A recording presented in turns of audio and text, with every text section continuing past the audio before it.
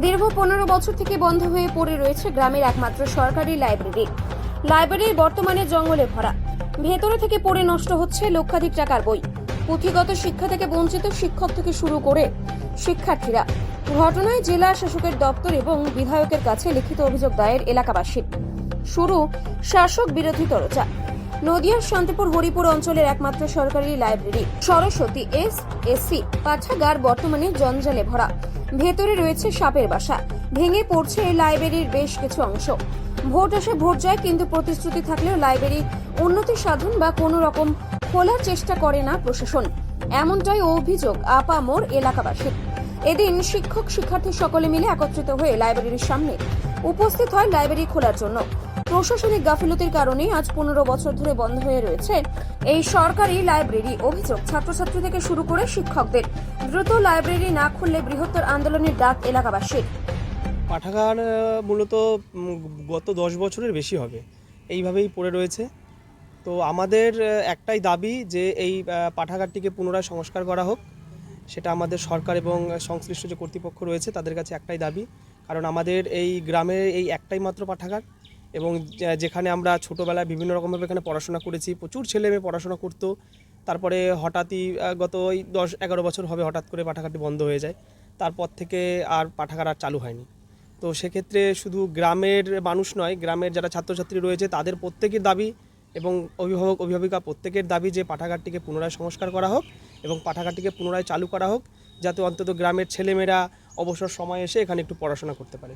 সবথেকে বড় কথা, আজকে প্রচুর সংখ্যক ছাত্রছাত্রীরা তারা পাঠাগারে এসেছেন এবং তারা রীতিমতো এই পাঠাগার খোলার জন্য আবেদন রেখেছে। সেক্ষেত্রে রাজনৈতিক যারা জনপ্রতিনিধি তারা কি কোনো রকম সদুত্তর দেখিয়েছে আপনাদেরকে এখনো পর্যন্ত? তাদেরকে জানিয়েছিলেন আগে?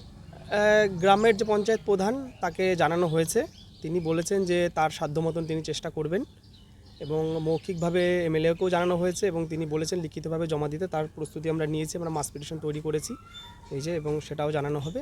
আর জেলার তরফে অর্থাৎ জেলা শাসকের কাছে কি এই বিষয়টা জানিয়েছেন আপনারা?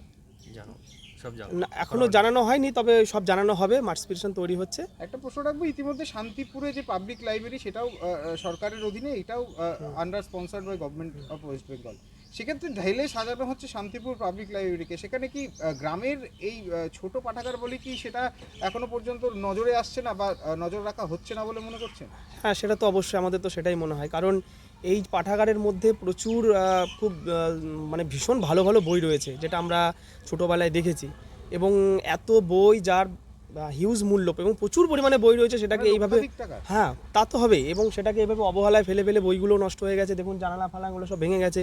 দীর্ঘদিন ধরে আমরা এর আগেও চেষ্টা চালিয়েছিলাম যে পাঠাগারটাকে চালু করা হয়, কিন্তু কোনো রকমভাবে সেটার আমরা ভালো প্রভাব কিছু পাইনি। তাই বলবো যে আমাদের এই হরিপুর গ্রাম পঞ্চায়েতে একটাই পাঠাগার রয়েছে। এটা একটা খুব গুরুত্বপূর্ণ সম্পদ, এটা আমাদের চোখের সামনে নষ্ট হয়ে যাচ্ছে, আমরা দেখতে পাচ্ছি।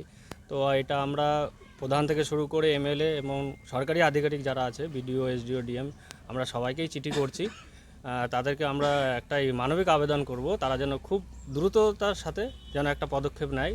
এই প্রচুর মূল্যবান সম্পদগুলো আছে, এগুলো যেন নষ্ট না হয়, তাদেরকে আমরা অনুরোধ করব। তারা ভোট আছে ভোট যায়, প্রতিশ্রুতি কি পাওয়া গেছে কোনোদিন যে লাইব্রেরি ঠিকঠাক করা হবে? হ্যাঁ, এরকম প্রতিশ্রুতি পাওয়া গেছে, কিন্তু এখনও কার্যকরী কিছুই হয়নি। এটা আমরা একটু জনসমক্ষে আনার জন্যই আমাদের এই সমাবেশ। সবার সরকারি অবহেলা কি মনে করছেন এটা? অবশ্যই সরকারি আধিকারিকরাই তো এগুলো দেখবে, এবার তাদের ওপরেই সব দায়িত্ব। এবার যারা বিডিও ডিএম হয়েছে তারাও বই একটা খুঁটিয়ে খুঁটিয়ে পড়েই তারা সেই চেয়ারটাই বসেছে। এবার তারা যদি এই জিনিসটা অবহেলা করে সেটা খুবই মানে অন্যায় হবে, এটা সমাজের পক্ষে। দেখা যায় যে শহর অঞ্চলেতে কিন্তু গ্রাম বাংলার যারা যুবক রয়েছে এবং যুবতী একটা আপনি সেখানে যে জঞ্জালে পরিণত হয়েছে, এটা তো যেমন সংস্কারের দরকার আছে তেবদ্ধতা। অবশ্যই অবশ্যই সরকার প্রশাসন দুজনকে এটা তাল মিলিয়ে করতে হবে। একটা কোনো সমস্যা হলে সেইটাকে অজুহাত বানিয়ে সেটাকে ঠেলে দিলে হবে না, সমস্যাটাকে সমাধান করতে হবে। কি চাইছেন আপনি? এখানে আমরা অতি শীঘ্রই যত তাড়াতাড়ি হয় এটার যে সম্পদগুলো আছে সেগুলো একটু রক্ষা করা হোক। নতুন রিক্রুট হয়েছে, তিনিও কাজে আসেন না, এর একটা কথা। হ্যাঁ, আমরা সূত্র মারফত জানতে পেরেছি এখানে বিএসকে একটা আছে, যেটা বাংলা সহায়তা কেন্দ্র যেটা হয়, সেটা সরকারি সহযোগিতায় একজনকে এখানে রাখা হয়েছে, কিন্তু তিনি এখন বিডিও অফিসে কাজ করছে। লাইব্রেরির নামে একটা কম্পিউটারের অ্যালটমেন্ট আছে, সেটাও বিডিও অফিসে আছে, সেটা তিনি ওখানে বসে কাজ করছে। কিন্তু আমাদের দাবি তিনি এখানে আসুক, এখানে কাজ করুক এবং এটা যে সংস্কার করা দায়িত্ব আছে, যাদের যাদের কর্তৃপক্ষ তারা যেন এটা করে, এটাই আমরা দাবি আপনার নাম জানাচ্ছি। আমার নাম লক্ষণ। আপনি পরিচয়? এই এলাকাবাসী আমি চাকরিজীবী একজন এলাকাবাসী এলাকাবাসী। নবনির্বাচিত প্রধান হওয়ার পর 3-4 মাস পরে যারা কমিটির ছিলেন কর্মকর্তা তাদের ডেকে আমি এইখানে মিটিং করি পঞ্চায়েতে।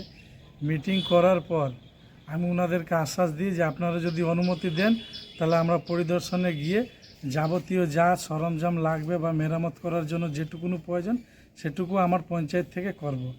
তারপরে ওনাদেরকে নিয়ে আমি পরিদর্শনে যাই। যাওয়ার পরে ওইখানে যাবতীয় কিছু মানে অপরিষ্কার জায়গা ছিল সেগুলোকে পরিষ্কার করি। করার পরে আমি যেহেতু আগস্ট মাসে প্রধান নির্বাচিত হওয়ার পর থেকে তারপরে আমাদের যে 24-25-এর অ্যানুয়াল অ্যাকশন প্ল্যান হয় সেই প্ল্যানে লাইব্রেরির একটা অ্যামাউন্ট আমরা ধরে সেটা টেন্ডারের জন্য মোটামুটি প্রসেসিং করে রেখেছি। এবং আমাদের এই মাননীয় মুখ্যমন্ত্রী মমতা ব্যানার্জি যেহেতু আমাদের বাংলা আবাস যোজনার ঘর দিয়েছেন মানুষকে, সেই ঘরের কাজের জন্য কিছু কিছু আমাদের অফিসাররা ব্যস্ত থাকার দরুন আমাদের বিগত দিনেও আমি বলেছিলাম যে টেন্ডার মোটামুটি হয়ে যাবে কদিনের মধ্যেই, কিন্তু আমি আপনাদেরকে কথা দিচ্ছি আর কয়েকটা দিনের মধ্যেই আমরা যেহেতু লাইব্রেরিটা সমস্ত আমাদের হরিপুর বা নৃসিংহপুর সমস্ত ছাত্রছাত্রীরা তার সঙ্গে